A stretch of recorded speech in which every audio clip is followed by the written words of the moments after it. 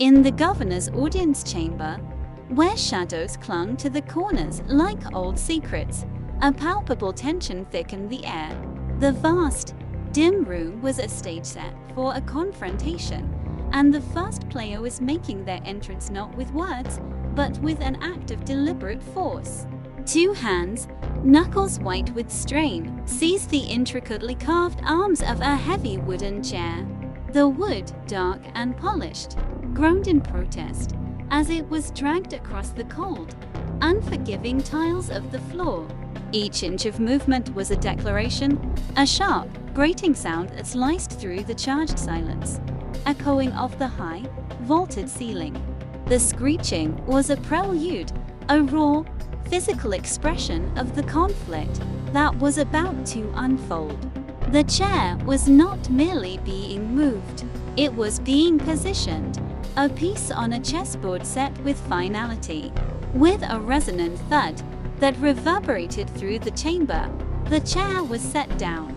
It landed directly in a solitary shaft of light that pierced the gloom from a high, arched window, illuminating the polished seat in a way that made it look both like a throne and an interrogation seat. The gleaming surface seemed to hold the single beam of light, a focal point in the oppressive darkness. In the mid-ground, just beyond the chair, a pair of impeccably polished boots stood motionless. They were planted firmly on the floor, their owner silent, unmoving sentinel whose presence anchored the scene in a state of suspense. The stillness of the boots contrasted sharply with the violent movement of the chair, creating a dynamic of power and defiance. The only sounds now were the settling creaks of the wood and the almost imperceptible rustle of fabric. The air itself felt heavy, laden with unspoken accusations and simmering resentment.